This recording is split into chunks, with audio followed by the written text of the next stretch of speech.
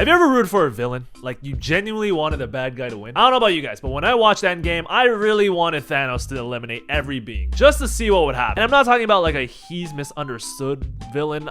I mean a straight up kick people in the nuts, punches people in the face, chokes people out type of villain. Because if you're a Warriors fan, you've been doing moral gymnastics for about 10 years now over a guy that averages 8, 7, and 5 for his career. The Draymond Green experience is a roller coaster ride, as we'll see countless physical altercations, trash talk, disagreements with teammates. And despite his 237 career fines, I stand with Draymond Green. But to explain my case, we need to start with some context, and we gotta go all the way back to 2008. This is a young Draymond Green, alright? Playing high school basketball in Saginaw, making an open layup, talking shit. And even if it's just high school basketball, you can already tell the environment that Draymond was surrounded by, even in high school, alright? Look at this guy, man. Smacking the floor. This is what he grew up around, alright? Taking charges in high school. This guy was a freak. But it's high school basketball, and you're gonna see some uncharacteristic attributes, like right here, Draymond Green taking a dribble pull-up three. Ugh.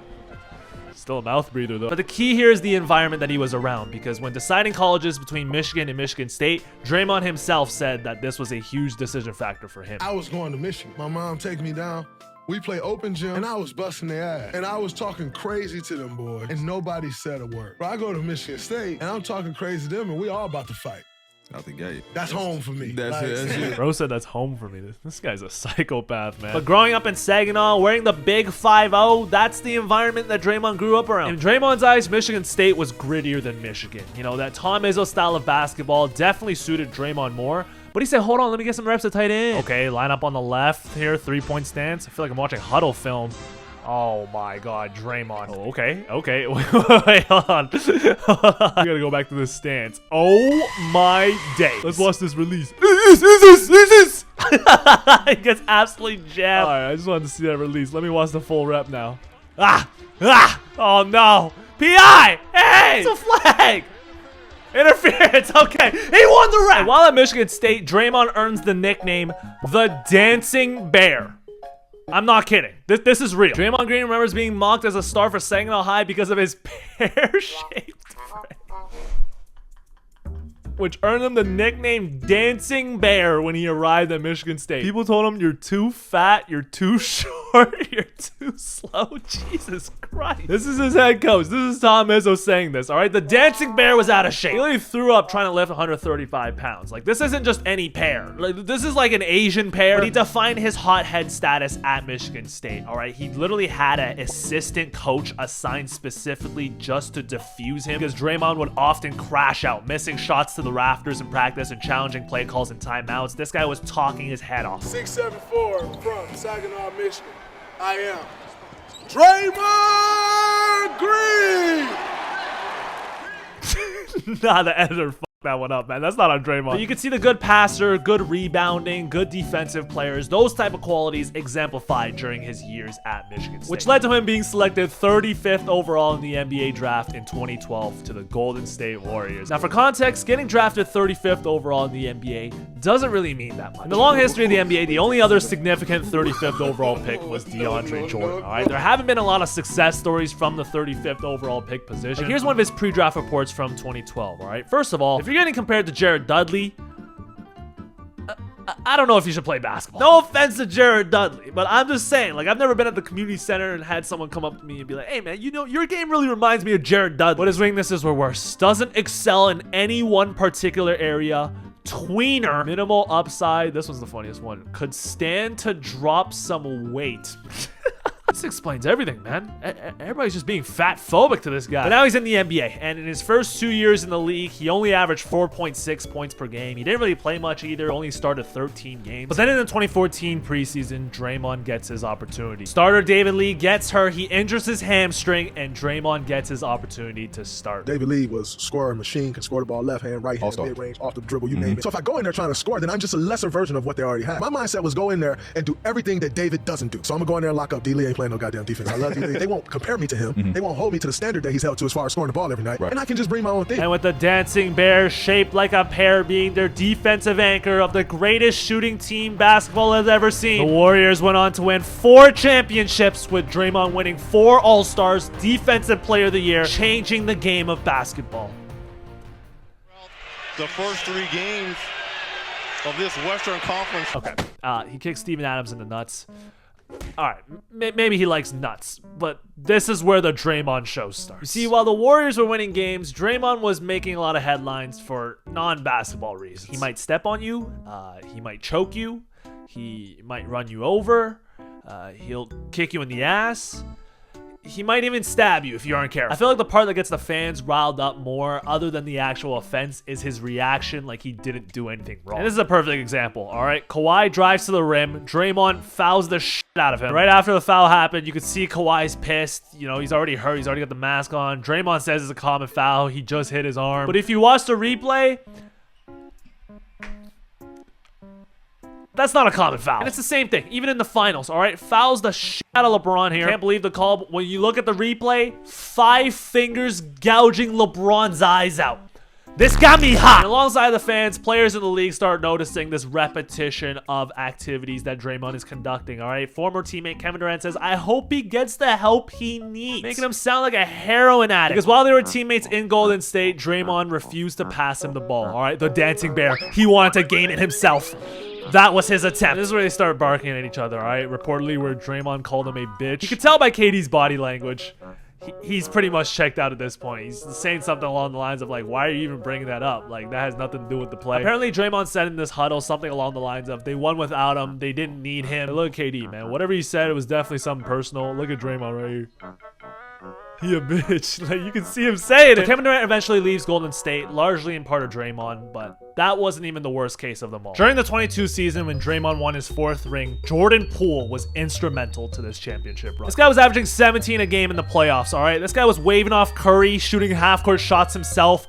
Baddies were wet. But then the following offseason, leaked footage from TMZ from Warriors practice showed this. Oh my god. And nothing was ever the same after that punch, all right? The Warriors had to trade Poole in the following offseason after. When asked why he hit Poole, this was Draymond's response. I know I was wrong, but you can't call a man a B-word and push him and not get hit either. So apparently Poole called Draymond the B-word, and in Draymond's terms, that's unacceptable. You know, that's something that Draymond would never do. But after this incident right here, this accidental foul on Nurkic, Draymond was suspended indefinitely. Now, I don't remember the last time the NBA handed out indefinite suspension. Like, this is like NBA equivalent of jail. No timeline, no nothing. Adam Silver just knew he had to get his ass out of here. So after everything you've seen Draymond do, you're probably wondering, Hef, how are you defending this guy? How in God's name are you standing with him?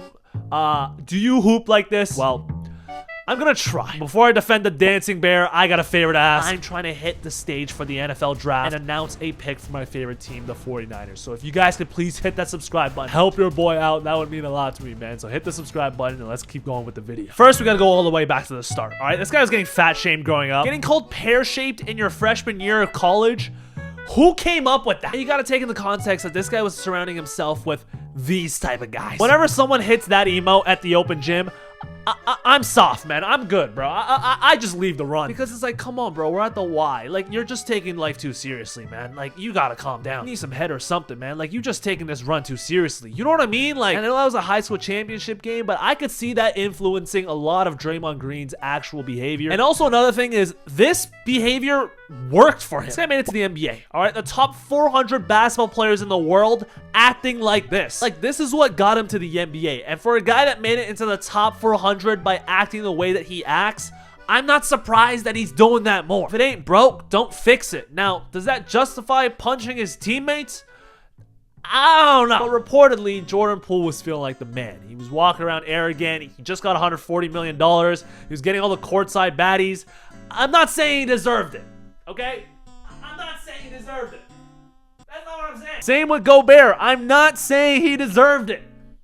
I'm not saying that. But let's not act like his targets were unjustified, like they were angels of the league. And also, I thought a lot of people wanted that 80s, 90s physicality to come back into the NBA, which included a lot of dirty plays. But when someone actually does them, they get all the hate in the world, all right? That doesn't make any sense to me. And I think overall, Draymond is good for the league. Kind of feels like the heel of the NBA. You know, every time he does something, sports journalists start comparing it to his past offenses. Like, he's making the league more entertaining. Matter of fact, Draymond Green on the NBA official website has committed to removing antics from his game. It says, through therapy, Green has learned techniques to better deal with tense moments during games.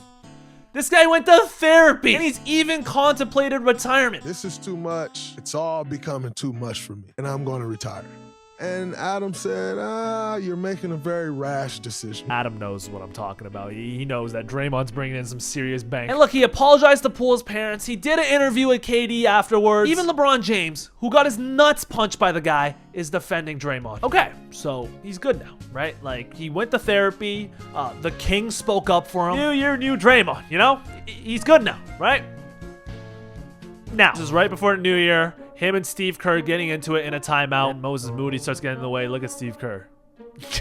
He looks like he's giving up. I'm not even talking about something. I can't really read their lips here, but Draymond is so frustrated. His head is in his towel, and he leaves.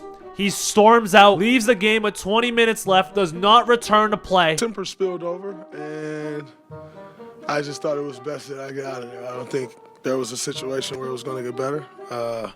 Hey, but he got out of there, though. He didn't do that with KD, you know? Imagine if he got out of there when him and KD were arguing. You know what I'm saying? Maybe KD's still on the Warriors. Sign of progress, you know what I'm saying? Therapy, you know what I'm saying? Therapy. It's helping, all right? But then the Jordan Poole situation got brought up again, because when Jordan Poole returned to play the Warriors in 2025, he said, I love those guys over there. I love most of those guys over there. And Draymond replies, I really am sorry. Basically directing it towards Draymond, all right? Thought this was a fake Draymond account. Shut the... It's been 3 years.